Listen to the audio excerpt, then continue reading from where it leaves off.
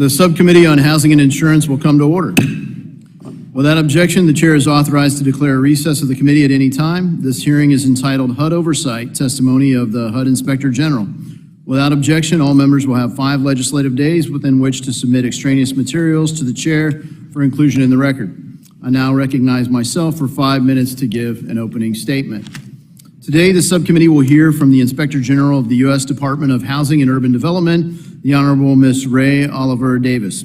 We welcome your testimony today and thank you for all your work to ensure that HUD operates more effectively for the people it serves and the taxpayers who fund its programs. Indeed, it is no small task to oversee an agency like HUD with a long documented record of waste, fraud, abuse, and mismanagement. Most recently, the Office of Inspector General reported that it found $950 million in HUD funds that could be redirected and recovered $49 million in overdue collections. Your office has also made numerous recommendations that, if executed, would save taxpayers tens of billions of dollars. In addition, Ms. Oliver Davis, your team pursued enforcement actions that resulted in 51 criminal convictions, 5 civil actions, 12 government debarment actions, and $28 million in restitution and judgments. So an impressive record. These actions save taxpayers money and help protect the very people HUD is supposed to be helping, which is why we have proposed legislation along with this hearing to make the IGs appear before this committee an annual event. And the work of the Inspector General has only gotten tougher, more complicated, and even more essential in recent years. HUD's annual budget has grown from $44 billion in 2015 to $75 billion today, a 70% increase. Further, as a result of the spending on natural disasters as well as COVID, HUD now manages over $100 billion in federal grants. That's a staggering amount. And as you reported, Ms. Oliver Davis, HUD has had numerous challenges in overseeing grant money for programs like the Community Development Block Grant for disaster recovery. CDBG-DR, as it's known, Community Development Block Grants for Disaster Recovery, is now HUD's single largest grant. And believe it or not, it is a program that has never been formally authorized by Congress. In fact, most of HUD's programs are funded each year, but remain unauthorized. These include programs for the nation's most vulnerable populations, such as public housing, Section 8, and health and safety programs. It's a problem that I believe this subcommittee must address to ensure that HUD receives proper oversight. A lapse in authorization is also a lapse by Congress in providing the scrutiny that HUD of all agencies needs. It is clear to me that we must have a closer look at HUD's management, organization structure, and the way it operates.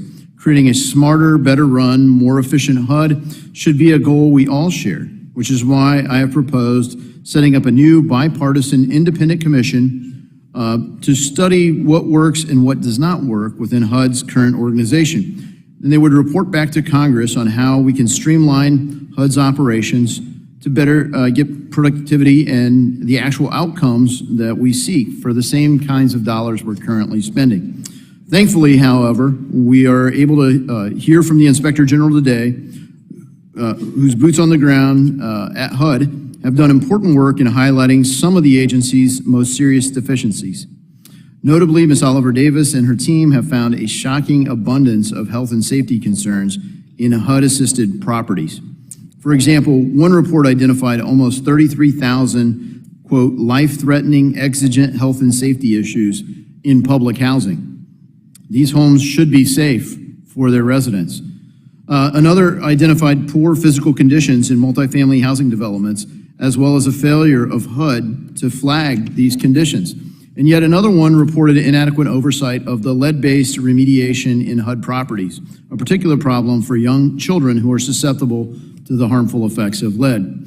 This is particularly concerning as HUD's core mission as a federal agency is to provide decent, safe, sanitary, and affordable housing. I expect that HUD will do all in its power to immediately address these failures that the IG has identified. And it's quite honestly unacceptable if they should not do so, because lives are indeed at stake. All of this only shines a light on why the testimony and the work of the HUD Inspector General is so critical. Ms. Oliver Davis, we look forward to hearing your remarks and working with you on ways to address these and other issues for what I would say is an agency with significant challenges. Thank you, and I now turn it over to our ranking member for his remarks. Thank you, Mr. Chairman. Let me, before I get into my remarks, say that I do agree that maybe we should spend some time looking at programs, looking at those that work and those that can be improved. And Chairman, I've had this discussion. Housing is less affordable today than it has been in the last forever. This is true for both rental housing and home ownership, and the lack of affordable housing has fueled a national crisis of housing and homelessness. HUD is on the forefront in trying to respond to the devastating impacts of this crisis, though the pursuit of transforming housing and community building policies and programs with the mission of creating strong, sustainable, and inclusive communities and quality, affordable housing. The HUD Office of Inspector General plays an important role in advancing the integrity, efficiency, and the effectiveness of these policies and programs. We're fortunate to have this perspective today from our Inspector General, Oliver Davis, and before I proceed any further, I want to take some time to just say I think your report is very valuable to us, but the memo that my Republican colleagues put forth looks at funding trends between the year of fiscal year 2017 and 2023. First, rather than 5 years, this would be a period of 7 years. That is a small but very important detail. Second, the increase from fiscal year 2017 to 2023 in regular appropriations, not accounting for emergency funding, would be $20.4 billion. More than half of this increase was driven by increases in per unit costs to renew existing subsidies, which are primarily driven by increasing rents in March of 2017. The average monthly cost of a voucher was $682 per month. In March 2023, it was $896 per month, according to HUD. That is a 30% increase in rent costs from 2017 to 2023. This is a cost, is the result of inaction on the affordable housing crisis by Congress, including the inability to pass any of the number of bills that Democrats have put forward to lower costs. I'm pleased that this week, under the leadership of Ranking Member Maxine Waters, Congress has again seen the introduction of the Housing Crisis Response Act, the ending of homelessness through the Ending Homelessness Act, and the Down Payment Toward Equity Act. It is my continued hope that this committee can find bipartisan support on a housing bill of substance during this term. Another $2.98 billion of the increase in funding for HUD from fiscal year 2017 to fiscal year 2023 is attributable to congressional directed spending, earmarks, whatever we want to call it, which were not funded in fiscal year 2017, but were funded at $2.98 billion in fiscal year 2023. These two factors, rental assistance costs and earmarks, account for most of the increased funding for HUD since fiscal year 2017, 65% of the increase excluding emergency rental assistance. Despite increased funding at HUD, several challenges remain. In the period between 2012 and 2019, the number of full-time equivalent employees at HUD declined from 8,576 to 6,837. This was a reduction of 20% and presented serious risks to HUD's ability to deliver on its mission. President Biden's fiscal year 2024 budget requests funding for 8,635 full-time employees, which is still below the capacity of the agency in 2012. As noted in testimony, a common theme in HUD OIG oversight findings has been that HUD does not have the capacity necessary to address the challenges it faces, and that the department is underfunded and understaffed. And while the memo put out by my Republican colleagues point out that HUD had 985 outstanding recommendations open from OIG, we should also note that that number is down from 2,335 in 2027, a reduction of more than half. Mr. Chairman, I will forego the remainder of my comments and use them during the question and answer period. Thank you. Thank the ranking member. Today we welcome the testimony of Inspector General Ray Oliver Davis. She was sworn in as the Inspector General for HUD on January 23rd of 2019. Previously, she served as the Acting Assistant Inspector General at HUD, and then prior to that as the Chief Investigative Counsel for the Office of the Special Inspector General for the Troubled Asset Relief Program. She earned her Juris Doctor degree from the University of Memphis. We thank you for taking your time to be here. Without objection, your written statements will be made part of the record. Inspector General Oliver Davis, you are now recognized for 5 minutes to give your oral remarks. Good afternoon, Chairman Davidson, Ranking Member Cleaver, and members of the subcommittee. Thank you for inviting me to testify about my office's oversight of the U.S. Department of Housing and Urban Development.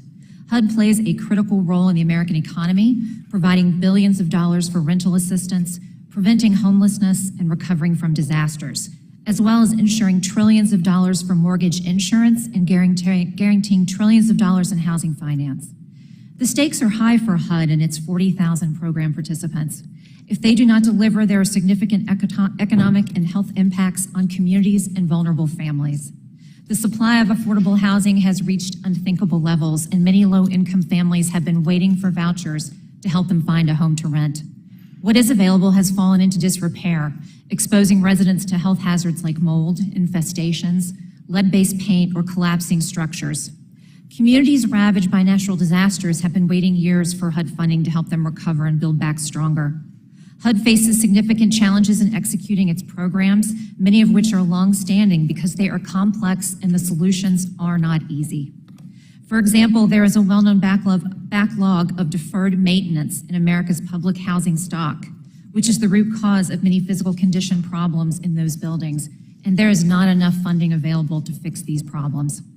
HUD cannot control that, but it can control how it oversees public housing authorities through the inspection process, and HUD can control how it monitors the remedying of deficiencies found during inspections. We recently issued reports finding that HUD needs to do more to ensure inspections happen timely and that those with historically poor scores receive priority for inspections. We also found HUD's field offices need to be more consistent in their oversight of the housing authorities' handling of emergency health and safety findings and inspections. Oversight of housing authorities and other program participants is a major key to HUD's success. HUD must ensure they execute effectively, efficiently, and with integrity. HUD is also facing enterprise-level challenges. HUD staffing has decreased over the years while its program responsibilities have grown. Many of its experts are retiring, which strains the support that it provides participants and threatens their customer experience. HUD has also been uniquely challenged in managing IT modernization and cybersecurity efforts, resulting in too many of its programs running on old systems that were not built for today's business world and are not optimized to gather the right information nor to protect it. My office's approach is to focus on the spaces that HUD can and should control and help them to deliver the best they possibly can. Since becoming the HUD Inspector General, my goal has been to make a difference, and our strategy is centered on that goal. Last year, we released our first Priority Open Recommendations report, highlighting the open recommendations that could have the greatest impact. This effort helped push HUD to bolster its oversight of assisted housing near contaminated sites, strengthen its hiring process, close gaps in cybersecurity framework, and enhance its strategy for increasing utilization of vouchers. HUD deserves recognition for this significant progress, but there is more work to be done. Looking forward, 2 areas of focus for my office are safety hazards in assisted housing and fraud risk management. We are attacking safety hazards in assisted housing at the community level by reviewing unit conditions and lead hazard management at housing authorities across the country. We've increased criminal investigations into bad actors in this space targeting landlords, contractors, and inspectors who knowingly fail to follow environmental and safety requirements or who sexually assault or harass tenants. We have also recommended HUD review fraud risk in each of its programs and enhance controls that prevent fraud. HUD's historical position has been that its grantees are primarily responsible for managing fraud risk. Our oversight has shown that many grantees struggle in this area, especially those responding to disasters that are already challenged in building capacity and establishing strong internal controls. We have launched our own audits to review fraud risk and management practices at the Puerto Rico Department of Housing, who is currently overseeing $20 billion in HUD funding, as well as several entities that received pandemic emergency solution grants. Congress appropriated overall $4 billion for this program during the pandemic, which represents a 1,391% increase in funding for these grantees. As we continue to fight fraud, waste, abuse, mismanagement, and misconduct in HUD's programs, we look forward to working with this committee to help HUD improve its delivery for Americans, and I look forward to answering your questions today. Thank you, Ms. Oliver Davis. We'll now turn to member questions. I recognize myself for 5 minutes for questioning. Ms. Oliver Davis, as I noted in my opening remarks, almost every single HUD program is funded, but technically unauthorized. This means that they are not receiving the proper scrutiny from Congress, and your office has conducted numerous audits, investigations, and other actions that further demonstrate a critical need for actual oversight. For example, in one of your reports published last month, you noted that HUD is in violation of the Payment Integrity Information Act of 2019 when they failed to report improper and unknown payment estimates for the Office of Public and Indian Housing's tenant-based rental assistance program and the Office of Multifamily Housing's project-based rental assistance program. From my position, it's frustrating because Congress passed this law and HUD simply hasn't abided by it. There are other programs going on in D.C. Thankfully, the D.C. Inspector General uncovered an example that clearly has criminal implications where the D.C. Public Housing Authority was forgiving rental payments, not collecting money that's owed to HUD, i.e. the American taxpayers, and then charging others in excess of the amounts owed. And it's not clear from anything I've read that HUD is actually taking action to do anything about it.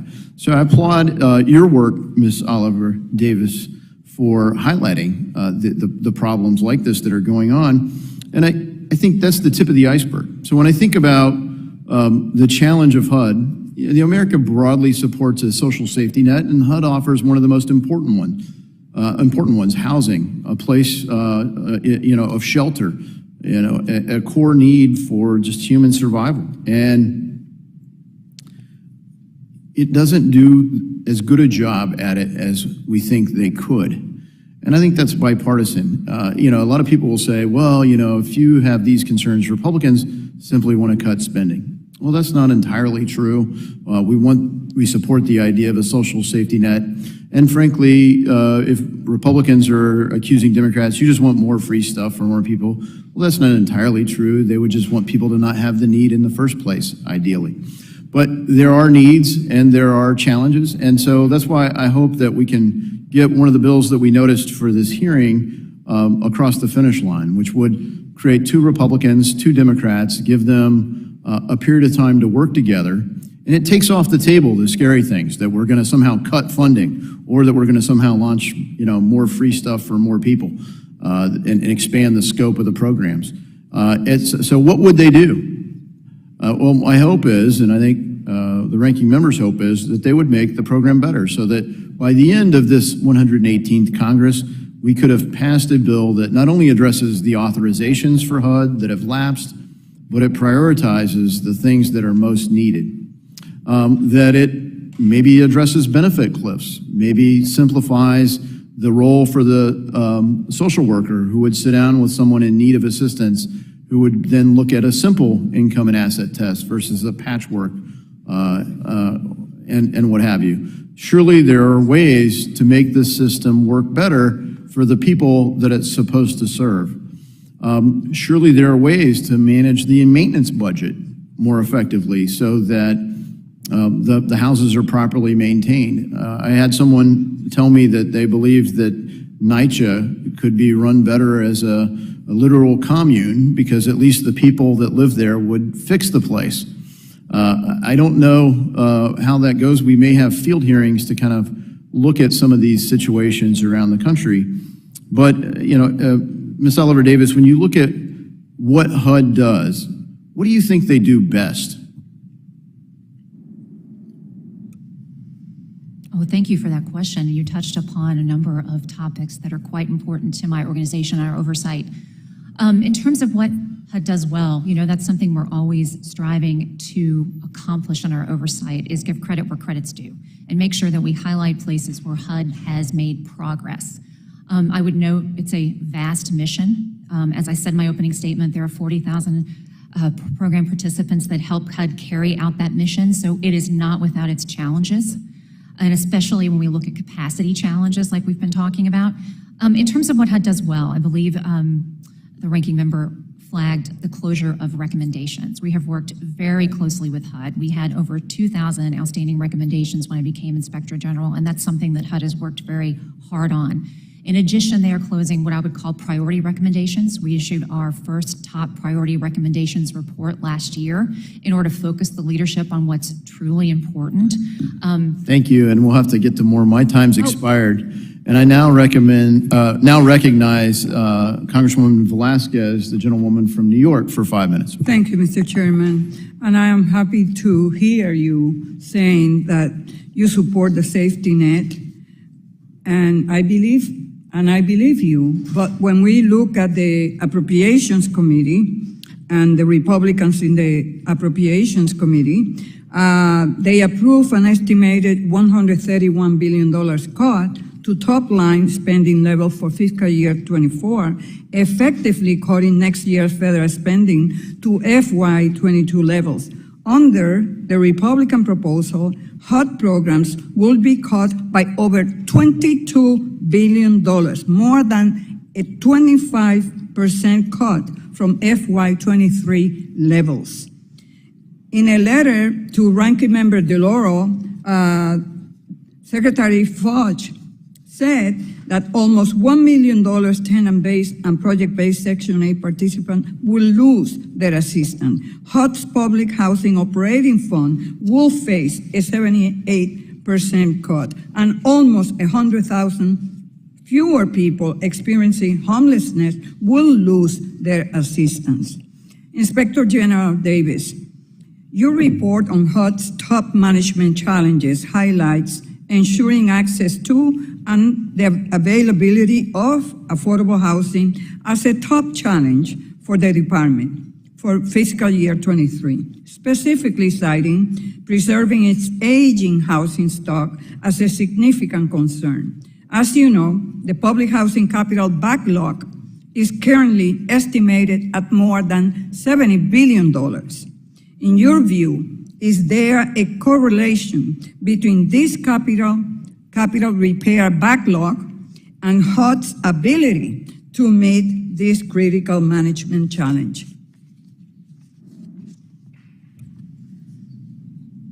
I believe that there is certainly a crisis in public housing. The capital backlog, as you pointed out, is in the billions of dollars. Funding has not kept pace with the need there. So certainly that will affect conditions going forward.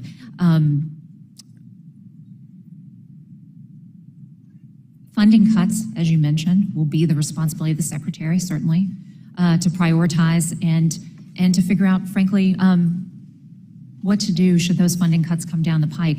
You know, my oversight is definitely focused on what can HUD do with what it has, certainly, and I think that is an area where HUD is struggling. It's struggling in its oversight of public housing and its program participants. So what you're saying is that if HUD was appropriated more money to address the deterioration of its public housing infrastructure, it could address this challenge. Well, I don't think it would be reliant solely on HUD. PHAs don't solely get their funding from HUD, so it will be a lot of judgment calls down the pike for how to address those capital needs, as well as the health and safety concerns in those housing projects. Inspector General, your testimony also highlights decreasing utilization of the Section 8 program as a top management challenge for HUD in FY23, specifically stating that more than 191,000 authorized vouchers were unused and unfunded, but HUD would need additional appropriations to utilize these vouchers. Could you explain this finding? We focused on voucher utilization because it's a key part of rental assistance. It's a key part in ensuring that we have affordable housing. Given the capital improvements and the aging public housing stock, the natural answer is to segue to the private sector and to find rental assistance for individuals. So we found that work to be very impactful in terms of the success of rental assistance. Our recommendation was that HUD look at optimizing the program, that they look at whether or not they had the legislative authority to reallocate funding from one section to another. There's some areas where vouchers are going unused and others where they don't simply have enough. HUD has since closed out that priority recommendation. They've issued guidance on optimizing the program. They have several things that they're exploring, and so we look for the implementation of that to see how that goes. I just would like, thank you for that answer. I just would like to say to my colleagues on the other side that it is unfair to starve a Department of Resources and then criticize it for not meeting its mission. I yield back. The gentleman from Missouri, Mr. Lukemeyer, who's also the chair of the Subcommittee on National Security, is now recognized for 5 minutes. Thank you, Mr. Chairman, and welcome Ms. Alvarez to our committee today, and thank you for the good work of your team. You know, this hearing is probably one of the most important we have all year from the standpoint that hearing from you and your report enables us to do our job, which is provide oversight over the agency and its programs. And so you are an integral part of that oversight. Thank you for what you do and for being here today. With that being said, did you do any sort of oversight or counting of noses on how many people actually show up for work every day at HUD? Congressman, we've not done any work on that, actually. We did some work initially on HUD's capacity during the pandemic to go into full telework mode, but we've not done any sort of look into who's coming back into the office at this time, no. Okay, thank you. It's a really important question from the standpoint. We see a lot of agencies that still have way too many people working from home, and it really hurts the efficiency of the agency, so thank you for that. With regards to grant management, we talked a little bit about that, I think. In your testimony, you talk about HUD's challenges in overseeing over $100 billion in federal grants, and that the office found that HUD had difficulty ensuring that grantee expenditures are eligible and supported, as well as requiring complete financial and performance information. You also found that HUD struggled with spending these funds in a timely fashion, a particular problem considering the billions in disaster grants HUD is responsible for and managing as part of the Community Development Block Grant Program. In your opinion, does HUD have the capacity and competence to effectively oversee such enormous levels of spending through these federal grants?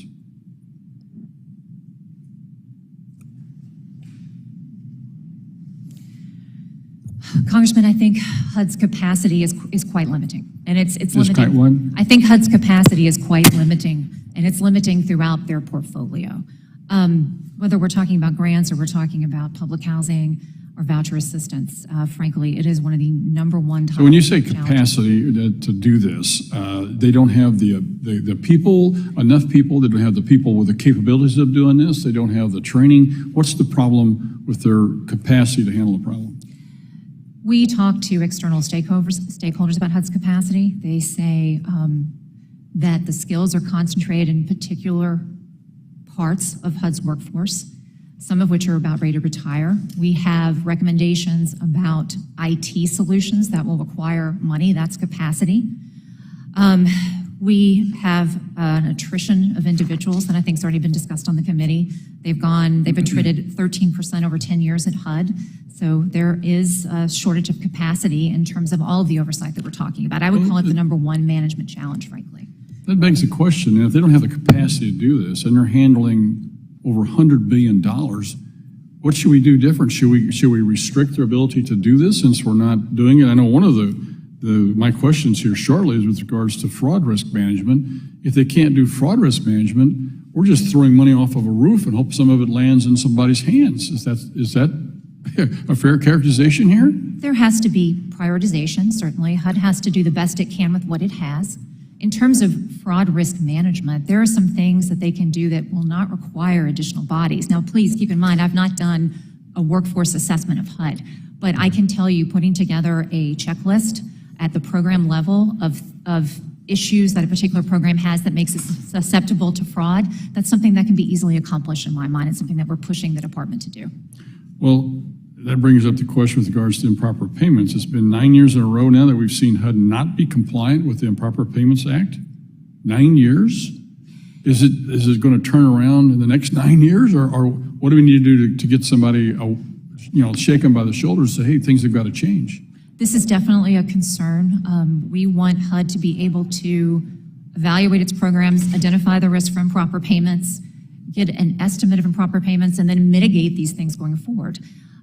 What it's going to take for the tenant-based rental assistance and the PBRA, which is 40% of HUD's expenditures, it's going to take a technological solution. It's going to take them having a platform where they can take in tenant files, secure PII, and validate the information. Ms. Oliver Davis, you've outlined to me here today that we don't have the management, the capacity to handle a $100 billion program here. So how do we affect this program in a way that can be successful? If we're going to sit here and hope things change, hope is not a solution. That's not an effective strategy. We have to have somebody's going to have to be answerable for this, and we're going to be a shakeup someplace to be able to get things changed. Otherwise, nothing's going to happen except more money being wasted. Is that a fair assessment?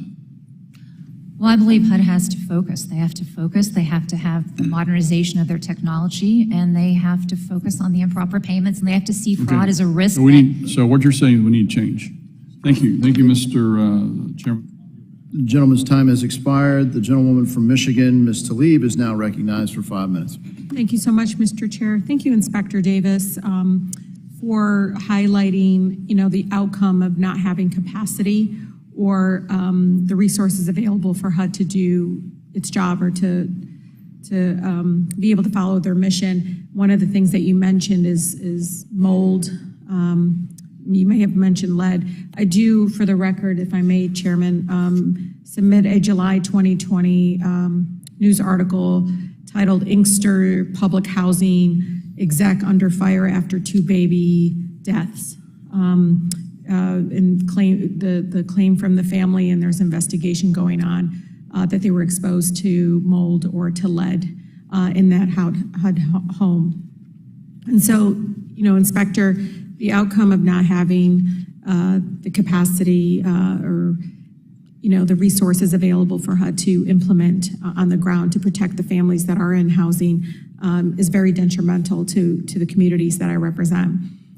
You had noted in your testimony that HUD has roughly 30% fewer employees than it did 10 years ago, that a common theme in your findings was that HUD does not have the capacity necessary to adjust the challenges it faces, even though we increasingly have seen the housing affordability crisis get worse every single year.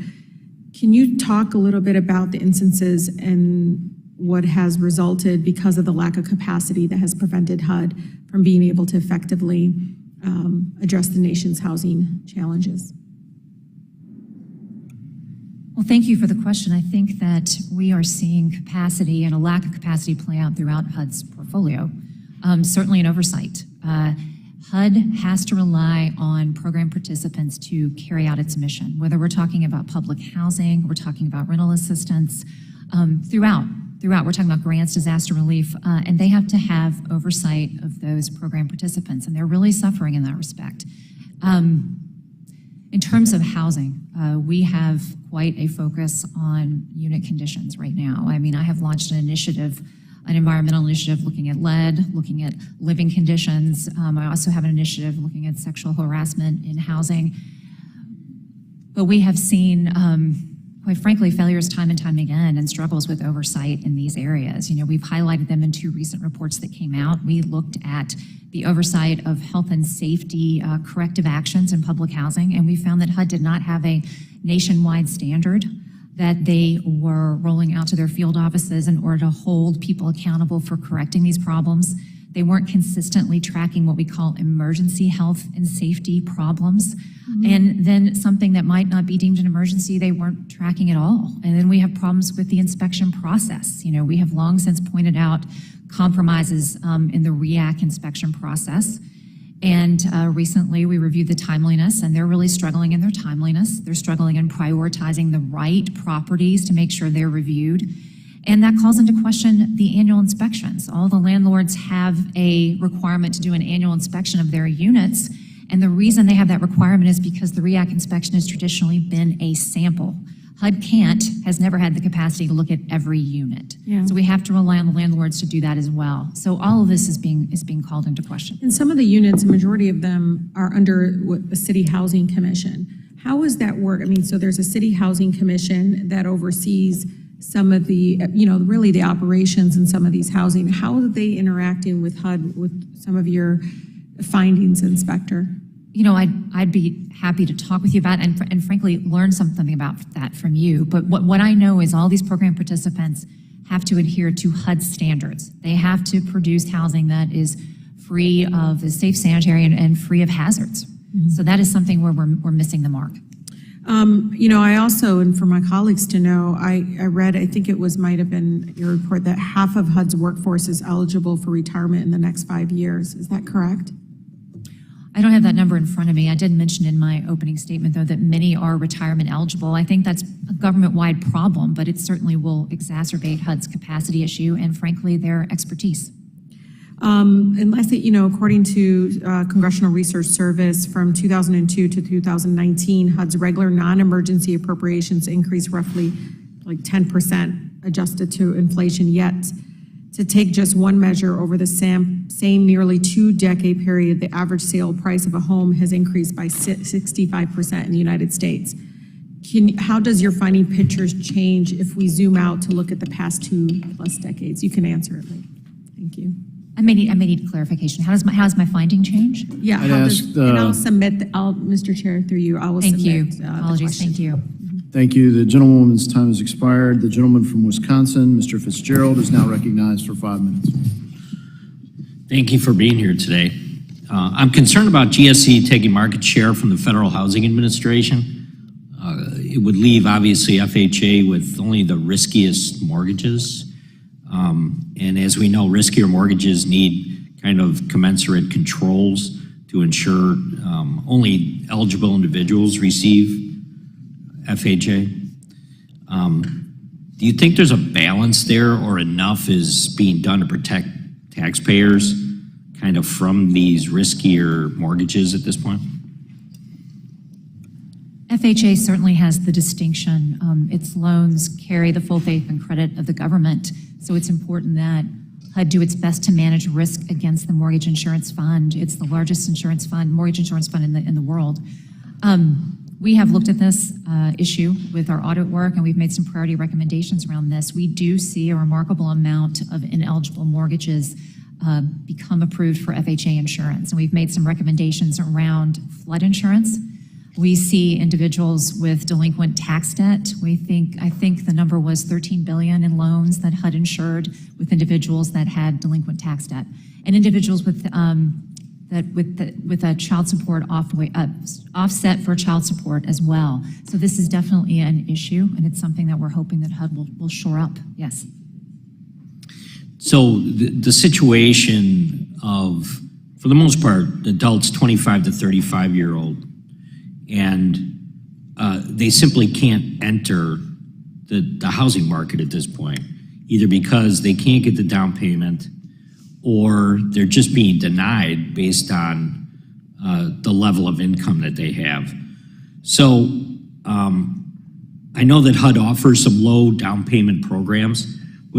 If you look across the board of what HUD has available, are there certain things that you see as shortcomings right now, or things that need to be changed to assist kind of this decade of adults that are completely unable to purchase a home at this point? I have those same adults in my family, so I know they are all talking to me about their struggles right now. Frankly, that would be something I believe the secretary would be better suited to address in terms of what they're offering and how they're trying to reach individuals who are trying to accomplish home ownership at this time. I can't think of anything in the moment that I see as a real shortcoming. We're really looking at the risk to the fund. I'm not aware of any programs that are causing risk right now outside of these eligibility issues to FHA. Yeah, I mean, we talk about it kind of ad nauseum right now in financial services because everybody that comes before the committee, I try and raise a question, I know other members do as well, that, obviously with homeownership being the cornerstone of building wealth in this country, if we continue to have kind of these 25 to 35-year-olds that are being denied access to the market overall, there's got to be some flexibilities built in. So I guess what I would say is, what is HUD's role kind of in encouraging more entry-level housing? And like I said, is this something you could work with financial institutions on as well? Or how do you perceive this issue right now?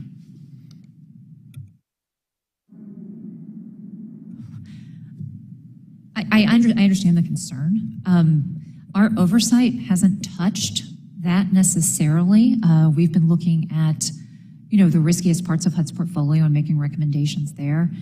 I'm not sure I'm doing my best to answer your question here, but I think the secretary would have some thoughts on how they can extend options for home ownership.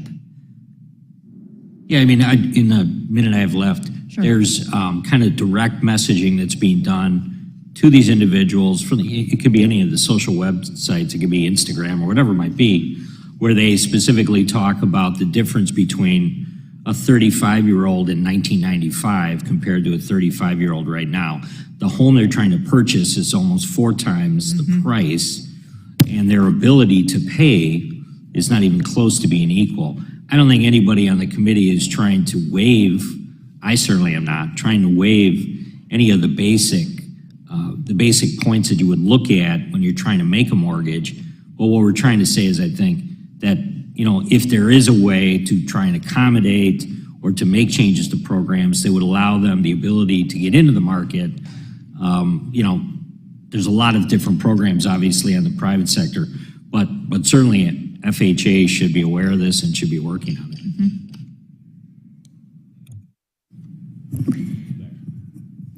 Thank you. The gentlewoman from Georgia, Ms. Williams, is now recognized for 5 minutes. Thank you, and thank you, Ms. Oliver Davis, for coming before the committee today and for upholding your responsibility to keep the Department of Housing and Urban Development accountable since you took office.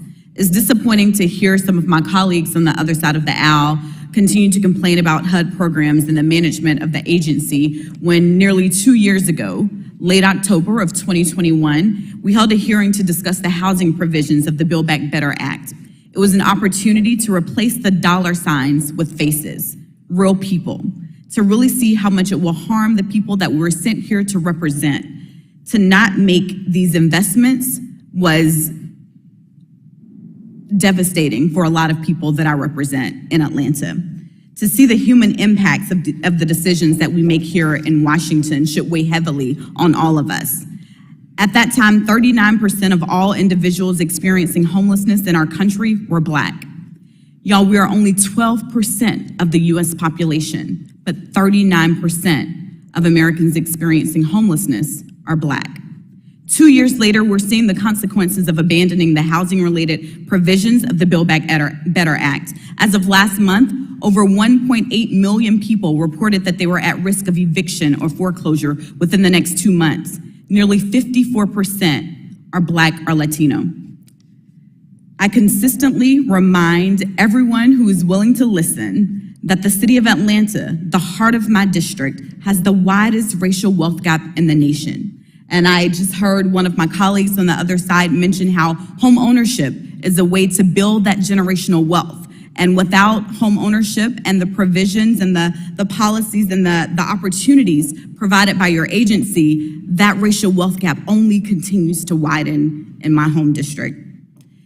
What I've heard and read We know that it's only going to continue to be more desperate for people that I represent until the Republican majority joins with House Democrats to put people over politics and actually look at faces and people and not just numbers and dollar signs. There's a shortage of nearly 14 million homes for families to rent or purchase. And as a member of this committee, I'm dedicated to not only filling that shortage, but ensuring that HUD has all the tools in its toolbox to ensure that families of color are not bearing the brunt of this housing crisis. Ms. Oliver Davis, it's concerning to me that the Republican majority is fighting tooth and nail to roll back spending to levels that predate current housing cost and inflation. But you can ask any realtor or anyone looking to buy a home in Atlanta, housing costs are still sky high, y'all, and there's no rolling back on those costs in sight. Returning to fiscal year 2022 funding levels will result in funding cuts to HUD programs, less affordable housing, and more families losing their home. Ms. Oliver Davis, could you provide an analysis of the impacts these funding cuts may have on HUD programs, particularly in terms of HUD's ability to address housing needs and providing assistance to vulnerable populations? Thank you for the question. I think the HUD Secretary is best positioned to talk about how cuts could actually impact the department. Certainly in my oversight, we look at how HUD can do better with what it has. Look, less is less, right? Less money is going to translate into less aid. It's going to translate into less capacity overall. But in terms of where that money goes, how it's spent, I would have very little input or impact into that. But I believe the Secretary would certainly be able to speak to that. Thank you. It's critical that we understand that slashing agency budgets prevent public servants from doing their jobs and serving our constituents. Anyone here who has talked to their casework teams knows that a fully staffed and properly funded agency is going to be much easier for both staff and constituents to work with. So far this Congress, the majority has both failed to convene serious housing-related hearings and neglected to include homelessness or affordable housing in their oversight plan. This lack of focus, coupled with the absence of viable legislation and solutions, raises concerns about the committee Republicans' ability to effectively tackle the challenges of affordable housing and the unhoused. Ms. Oliver Davis, in light of this, do you believe that the ongoing and proposed cuts to HUD, along with the committee Republicans' focus on program oversight investigations, hinder the potential for substantial progress in addressing our nation's affordable housing and homelessness crisis? I would feel presumptuous trying to opine on the intent of the subcommittee and the oversight actions that it's taking. I truly would, but I appreciate the engagement. I appreciate the question.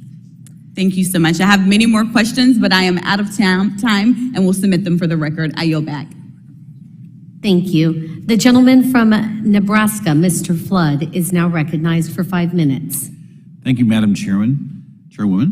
Following up on Representative Luchtemeyer's questioning, I want to touch on HUD recently submitted their congressional budget justification to the Appropriations Committee. That justification recommended a $101.834 billion budget from Congress for FY24, an increase of 35% over their enacted level in FY23. Now, it's not uncommon for any and every federal agency to advocate for more funding from Congress. However, in the case of HUD, we're talking about an agency that recently had the responsibility of doling out large amounts of COVID-related assistance, such as the Rental Assistance Program, and does not have a great track record of conducting strict oversight of the funds that it disperses. Inspector General Oliver Davis, can you summarize the results of your office's audit of HUD compliance with the Payment Integrity Information Act of 2019 and the OMB's guidance of reducing improper payments? Thank you. This has certainly been a focus of our oversight, and what we really are hoping for here with the department and their compliance with this act is that they can take a look at their portfolio, identify areas that are susceptible for what we call improper payments, give an estimate of what they think those improper payments are likely to be, and then take action going forward to mitigate against those. What we found is that in one of HUD's largest grant programs, TBRA and project-based rental assistance, which accounts for about, I believe it's 60% of the expenditures, and I apologize if I get that incorrect, I'll correct it for the record. But I believe it's 60% of HUD's expenditures that they can't arrive at an estimate.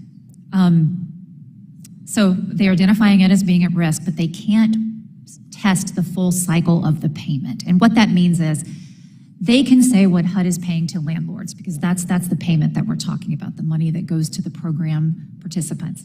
But they can't say what happens after that. So we can't look at the money that goes to the tenants and the money and the expenditures, and we can't say for certain if those are appropriate payments that are being made. And HUD doesn't have a reliable platform to collect that information, secure it, and test it, and then give us an estimate for it. So that's really what we're talking about. It's been 6 years in a row. The last time they had an estimate on that particular pool of funding was 2016, and I believe the estimate then was $1.6 billion. So it is significant. It's a significant thing that we just don't know. Well, to be clear, HUD was non-compliant with a law passed by Congress that was focused on preventing and reducing improper payments. Specifically, the OIG's audit found that HUD did not report improper and unknown payment estimates for 2 HUD programs that make up more than $41 billion in spending in FY22. In other words, HUD has a long way from having the kind of tools necessary to catch fraudsters reliably in programs that make up more than 60% of its budget. Inspector General Oliver Davis, can you please walk us through what the problems are with HUD's implementation of the Payment Integrity Information Act requirements? Well, certainly. In one respect, it's technology. They need a platform that will collect tenant files, that will secure PII that is contained in those files. They normally would be able to actually manually check that information if they were to go on site and look at the files. They didn't do that during the pandemic. They're in the process of modernizing EIV, so I'm hopeful they'll get something there. But frankly, it's a technology issue. It is. They need the right platform there. They need the right platform, and they just, of course, place importance on this and make it a priority. Would this be resolved with more resources or prioritizing resources inside the agency currently? What do you think the hurdle is here? I think there's been significant discussion between my office and the CFO's office on improper payments. I think they're headed in a direction. I think they're looking to modernize that platform and achieve this. They've made progress. The year before, we didn't have an estimate that we consider reliable from the Harvey Irma Maria pot of money, which was also significant, but they've cleared that up. They've made strides there. So I believe we're headed in the right direction. I'm certainly hopeful. It's important. Let me just say this. I appreciate your work as the HUD Inspector General. It is imperative that we ensure that taxpayer dollars are spent wisely and in concert with the requirements laid out by Congress.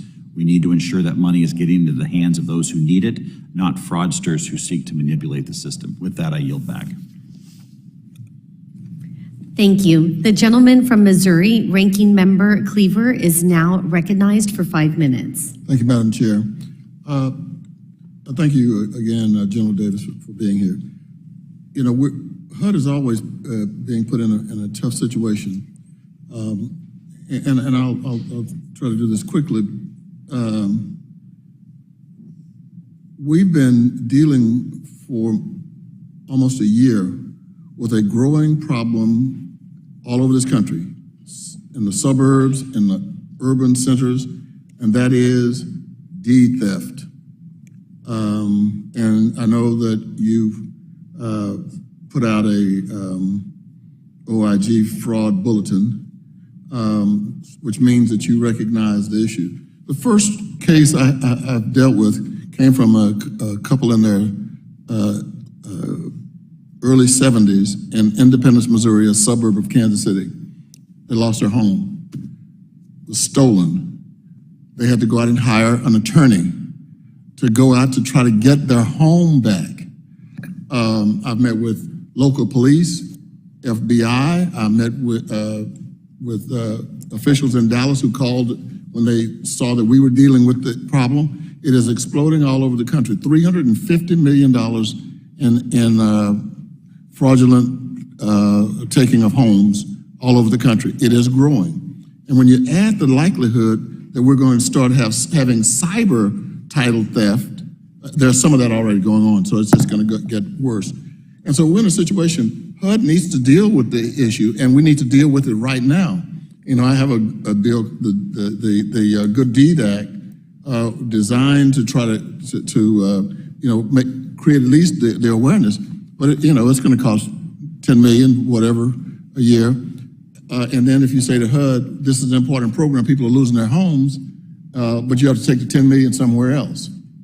You're squeezing the water in the balloon. We're going to have a problem. And I have become really concerned about this as black, white, suburbs, urban, New York, Los Angeles, Hollywood. People are losing their homes. And I know you're aware of it, but and I don't think your office can handle it. I know you're dealing with it in terms of awareness, but what can be done? And I mean, it's my bill puts the responsibility on HUD, but then it costs money. And so we say, well, we can't do this because it costs money. Thousands of people are losing their homes.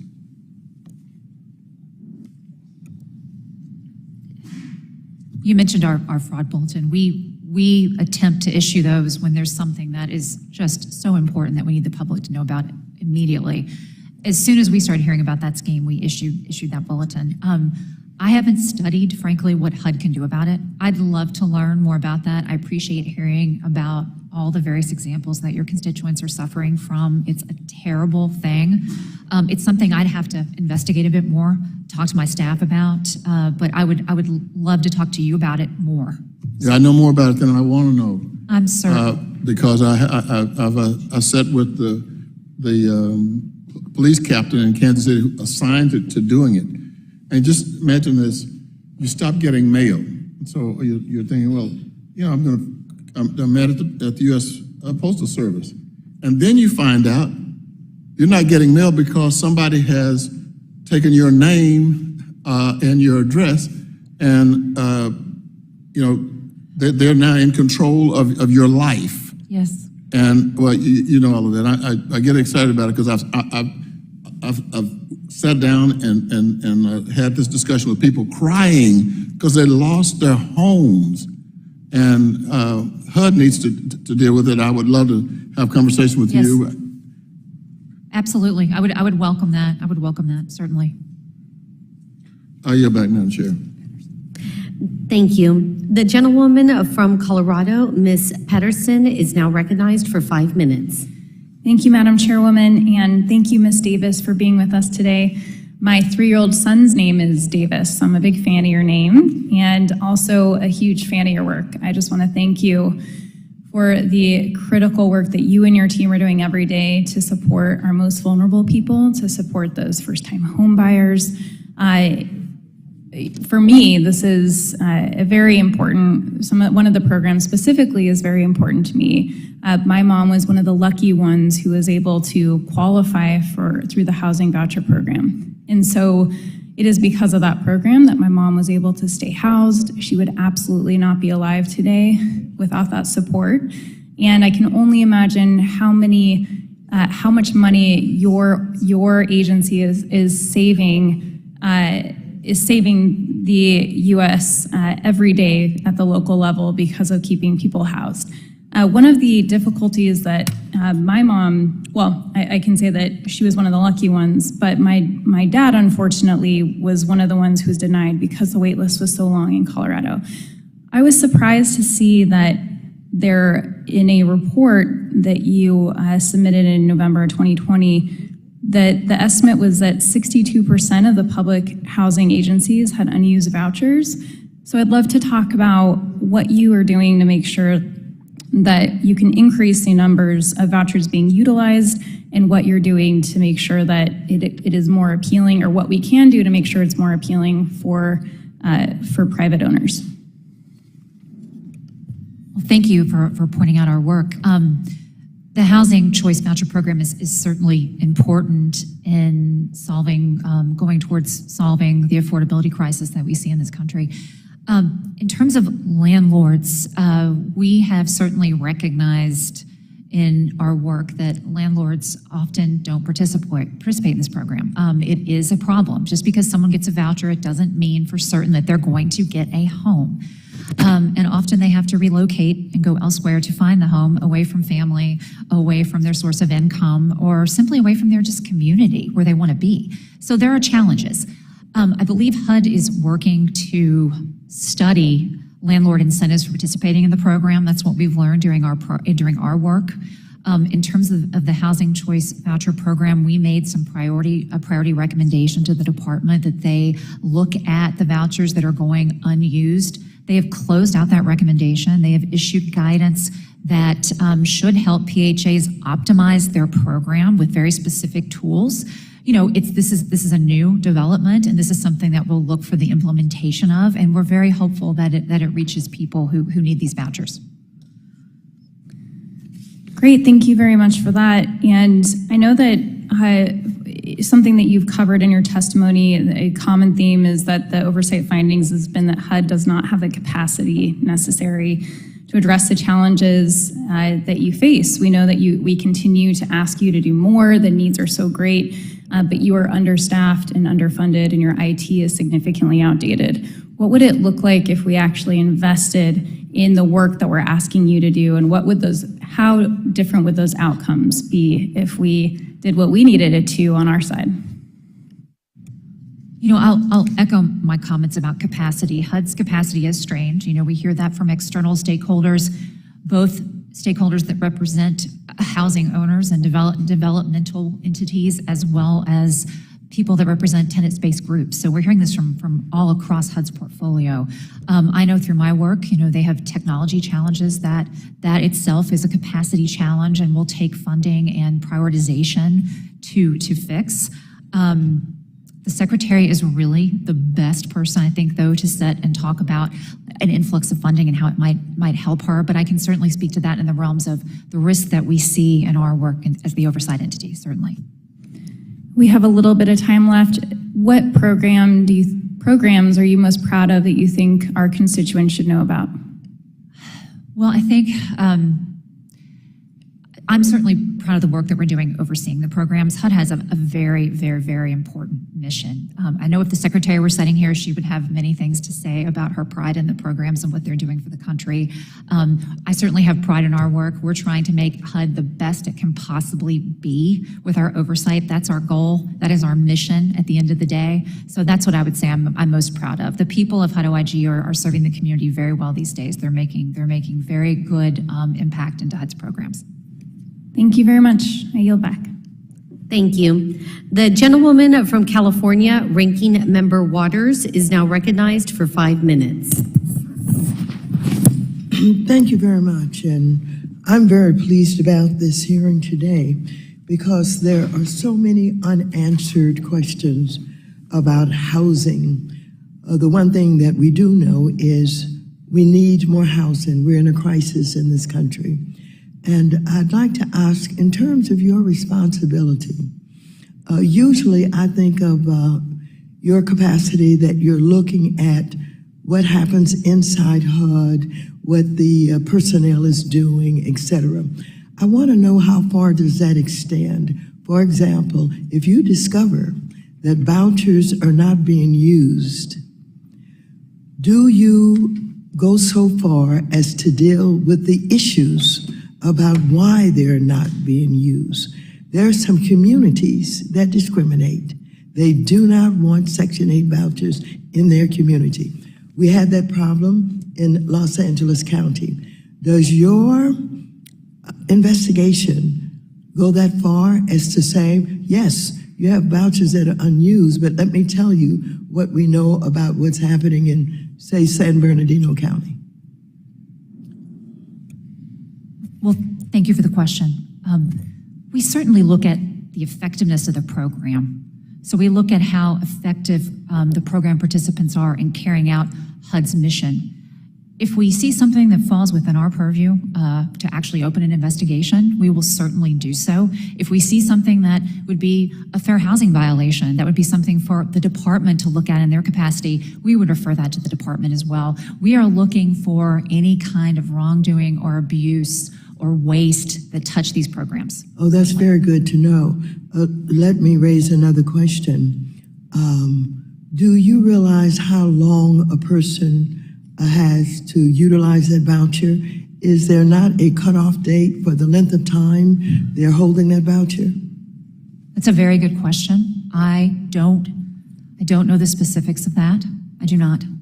I think there is a problem there. After a certain length of time, I think the voucher is no good. Please check that out, because if that's the case, we need to understand those communities where the housing is not easily available, and they need to look and look and look and find a landlord that will take that voucher, and that may take more time. So would you take a look at that also, please? I will look into that. I would love to talk to you more about that, to see if that is a far-reaching program. If you were having experiences with that, hearing about that from your constituents, I would love to hear about that. In addition to that, I heard you allude to the landlords, and there are complaints about, the local housing authorities and how they manage their responsibility working with HUD. And there are some complaints about whether or not they are required to do too much in order to get a person in. For example, if they find a vacant apartment, if the person finds it, and the housing authority has a responsibility for put it in its top shape as mandated by HUD. What is being done to shorten that length of time but ensure it is safe and it is secure? Do you have any idea about things like that? Can I ask for clarification? Are you speaking about when they initially do an inspection before a tenant moves in? Yes, absolutely. Okay, I'm aware that is what is supposed to happen, that a unit should be inspected before a new tenant comes in. I'm aware of overall challenges with the inspection process, and we're now aware of challenges with annual inspections on the part of landlords. I can't speak to that particular issue in my work. I can't, but I'd love to hear more about that if you're aware of shortcomings What I'd there. like to know is whether there is a time certain that the housing authority must get that tenant ready, get that apartment ready for the tenants, or can they take 3 months to do it, or 4 months? Or do they have to do it in 30 days? And if it's not being done, is that part of what you do? Now, I'm asking you a lot of questions beyond what I think, and I've always thought you were supposed to do, but maybe you know more about it. How far does it go? I think those are great questions. They're things that I would like to know more about, but I confess I don't know if there's a standard length of time that they have to inspect before a tenant enters a unit. I don't know that. That may very well be reflected in our work somewhere, and I would want to get back to you on that. Well, thank you. We have 3 or 4 things we need to talk about and delve into. Thank you, and I yield back the balance of my time. Thank you. I now recognize myself for 5 minutes. Thank you, Inspector General Oliver Davis, for appearing before us today. As the representative for a district that is predominantly Hispanic and which also includes one of the poorest counties in the entire nation, I'm deeply concerned about the Department of Housing and Urban Department's ability to consistently and safely execute its public housing mandate. Inspector, with a simple yes or no, does HUD have the capability today to ensure on a consistent basis that its grant programs are not exposed to instances of waste, fraud, and abuse? You're giving me a tall order here. I think it would be difficult to always ensure that grants are free of fraud. To me, that seems like something that is very difficult to do regardless of capacity. So with that asked, is there a better way to steward the dollars, the taxpayer dollars, that are being used right now in HUD? There are several recommendations that we have made that we deem priority that would certainly help in that respect. We have what we call slow spenders in the world of grants and the world of disaster relief. And those are entities that take a longer time to spend the money. We find in our oversight work The longer funds hang out there, the more susceptible to fraud they become. So we have made a priority recommendation for the department to work closely, more closely with grantees, to ask them for projections on spending and to hold them accountable when they don't meet those, and to work with them to find out why, in order to set a course for, you know, a better future for that grant and that grantee going forward. So that's something that we could do. We could work closer with slow spenders. Fraud risk management is something that I can't speak enough about. It is a very important activity that we are urging the department to undertake. It's something they need to be doing at the program level. So if we're talking about a grant, the people that administer that particular grant, the people that get that particular program off the ground, they're best suited to talk about fraud in that program and to put anti-fraud measures in place and to do the testing. Again, the improper payment testing is crucial. All these things go hand in hand. So yes. So what I'm hearing is that currently there is no system in place to see what type of fraud is happening in the grant programs. Has there been a study done? A study on particular types of fraud? Yes. So we at HUD OIG, along with PRAC, the Pandemic Response Accountability Committee, which I serve on, we did a series of audit work looking at fraud in virtually every program that was touched by the CARES Act and the American Rescue Plan. And we put together a fraud risk inventory for all of these programs. We identified dozens of risk factors, sometimes 60 fraud schemes. So we have, in fact, put that information out there, and we've urged HUD to use it in its own assessments of its programs. So yes. And have they used those suggestions? I believe we're making progress in that area. We've talked about it quite a bit. I know that CPD in particular has made some strategic hires of individuals who have some anti-fraud backgrounds. I know that the CFO is interested in getting fraud risk assessments off the ground. So we are working towards that. However, our recommendations remain open. So it remains to be seen. When were these recommendations made? Oh, they were during the pandemic. I'm taxing my brain for the exact date of those, but it was during the pandemic. So a couple years ago? Within the last couple of years, we did that work, yes. So it's very concerning to me when we've done an internal audit, or when you all have done an internal audit, have found findings where there are, as you said, several cases of fraud. However, it's taken 2 years and you're still just talking about it. It's time that we implement these measures so that we can look for dollars that are being wastefully spent and use them to people who really need those dollars. With that, I yield back. I now recognize the gentlewoman from Texas, Ms. Garcia, for 5 minutes. Thank you, Madam Chair, and thank you, Ms. Davis, for coming today. I understand that you're the first one in 5 years to come down and visit with us, so I hope we're both learning from each other today. One of the things that really struck me from the report that you gave us was the number of outstanding or open unimplemented recommendations from OIG audits. 985. Well, that sounds like a lot today. How old are these items? Are they all these that weren't found last year or the year before? Have you aged these and determined how far back we've had them on the books? We have aged these. I don't have those numbers off the top of my head. I will tell you that we've closed many recommendations in the last 4 years. We concentrated first and foremost on some of the older ones. So I suspect that we're dealing with more recent recommendations, but I would want to get back to you on that exactly on how old some of these are. There may be some aged ones. Can you tell us how many were findings or unopened since before January 2021? Wish I could. I don't have those numbers in front of me, but I will certainly get those to you.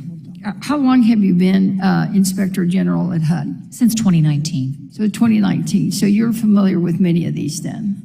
I am, and some of these certainly predate me, and they span administrations and policy changes, certainly, yes. So some of these audit findings are not just within the last 28 months of the current administration. These are carryovers, in fact, from the prior Trump administration. I would expect we have some beyond them. Because in fact, you've actually had some findings about the lack of attention to some of these issues with Secretary Carson before Secretary Fudge.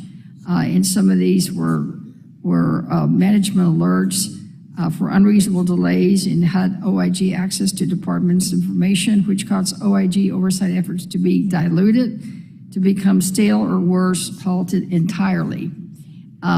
So is that still an existing challenge? Have you been able to correct that with the current administration? Are you getting timely information? Do they have the staffing requirements to be able to implement these, or what seems to be the problem? I've asked my staff to keep me abreast of any issues we have regarding access or delays in getting electronically stored information, and I've not been made aware of any. So you currently don't have any challenges with dealing with Secretary Fudge? Secretary Fudge and I meet regularly. We issued a joint cooperation memo. I think we have a workable relationship, certainly. Right, and what are your plans to be able to reduce this backlog? We work on this all the time, frankly. This is a concentrated effort between us and HUD leadership. We have a number of teams. The CIO's team works with our people. The CFO's team works with our people to reduce these outstanding recommendations. You know, we've done our first priority recommendations report last year in order to really focus leadership on the things that we think are the most important, the things that we think should rise to the top. So that's how we'll proceed going forward. And what criteria do you use for deciding what rises to the top? Is it based on the savings that you could get from some implementation, or is it the efficiencies to the programs, or is it better oversight on the management? Or give me a sense of what criteria you use to establish. I mean, when I saw the number again, I mean, 985, that's almost 1,000. It was You much can't tell larger me than that. today how many you've done. So in my mind, it's still 1,000 till I get that letter from you telling me, no, we've already closed another 300. But 985 is a hell of a lot. It's a lot, and I appreciate your interest in that, and I appreciate your interest in our efforts to close those recommendations. With the top recommendations report, you know, we're really doing risk assessments constantly. That's how we decide what work to look at, is the riskiest parts of HUD's portfolio. So our top recommendations span the portfolio. There are things like lead hazards. There are things like radon. Those are certainly of the utmost importance. Then there are things with a bigger risk fiscal impact. You know, we discussed earlier the ineligible loans that receive HUD insurance. Sometimes those were in the $13 billion range. So it really, each one is different, but they're very impactful and of the high risk areas in the portfolio. All right, well, my time is running out, but I look forward to your document showing me the aging of the 985 and how many were inherited on January 2021. Okay. Thank you. Thank you. The gentleman from New York, Mr. Lawler, is now recognized for 5 minutes. Thank you, Madam Chair. Inspector General, the New York City Housing Authority, known as NYCHA, has a long history of mismanagement and corruption, which has created unsafe and unacceptable living conditions for thousands of New York City residents. In 2021, the Brooklyn District Attorney charged 9 NYCHA contractors with bribery as part of a kickback scheme. Your office recently participated in an investigation that led to the sentencing of 2 NYCHA superintendents for accepting bribes from contractors. It seems that every time you turn around, someone tied to NYCHA goes to jail for one form of corruption or the other.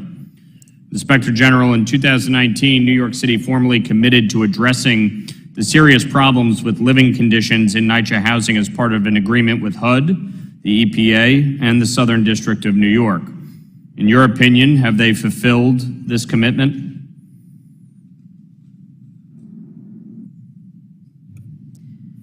You're referencing the monitor that was assigned to NYCHA. We have not reviewed the activity of the monitor. We keep an eye on NYCHA. We look at their reports as they come out. We have I'm sorry, who does the monitor report to? That's a good question. I'm assuming, I don't want to get out too far on the issue with the monitor and be incorrect. So I would have to get back to you on that. Okay, but when you say that we have not reviewed any of the actions of the monitor, so did HUD not enter into an agreement with NYCHA with respect to improving the living conditions of its residents? I believe HUD's party to the agreement with the monitor. We, as the oversight agency, we're not party to that agreement. And when I say we didn't look at the monitor, we do look at the reports that the monitor puts out. And we take NYCHA into concern when we're looking at our work. We learn from NYCHA, and we have several investigations involving NYCHA, as you pointed out. Who administers the federal funds that goes to NYCHA? The HUD, the government, yes, HUD does. So you're telling me that we continue to administer federal funds. NYCHA was party to an agreement with HUD, with the Southern District of New York, with the EPA on serious problems with living conditions, and we haven't done anything to talk to the monitor. We haven't done anything to provide oversight of the serious failures of NYCHA? I confess, Congressman, I have not spoken to the monitor. Perhaps I should speak to the monitor. I would strongly recommend when you leave here today, you might want to pick up the phone. Okay, and I'd be happy to speak with you about this and learn what you know about this. I would be happy to. Oh, I can tell you, last year, being part of the New York State Assembly, I voted down the New York City Public Housing Preservation Trust because it was nothing more than a scam. New York City Public Housing was changing the way that it was getting funding as part of this scam. So it was using tenant protection vouchers instead of Section 9 so they can get more money. And yet you're telling me not only are we giving them more money now, but we're not providing any oversight? I believe the monitor is providing oversight. I can't speak to the quality of that oversight, frankly. I can't. I can tell you we do investigations. Whose job is it to investigate the quality of that oversight? I am not certain who the monitor reports to. I will do my best to find out. That's just remarkable. So, given that, based on your testimony, you have not had any conversations with the monitor, you're frankly unaware of what the monitor has been doing. Is that what you're testifying today? We speak to the department. I speak to the Southern District of New York. We ask for updates periodically, and we read the reports that come out. And we also conduct our own independent investigations into activities at NYCHA. Okay, so what independent investigations have you recently conducted that would answer my original question, which is, has NYCHA fulfilled its commitment to improve the health and living standards for its residents? We conducted an investigation of a lead worker at NYCHA who was a whistleblower who came forward, and we uncovered hundreds of inspections at NYCHA that did not live up to the lead-safe hazard rule. They were falsifying documents. They were getting out of visual inspections because of the falsification of those documents. And it caused me to start my entire initiative looking at health and safety issues in public housing. And yet what HUD is doing is giving NYCHA more money, despite its failures to improve the living conditions of its residents. It's shameful, and I would strongly encourage you to meet with the as the Inspector General, to meet with the monitor immediately. The gentleman's time has expired. I'd like to thank our witness for her testimony today. Without objection, all members will have 5 legislative days within which to submit additional written questions for the witness to the chair, which will be forwarded to the witness for her response. I ask our witness to please respond as promptly as you are able. This hearing is now adjourned.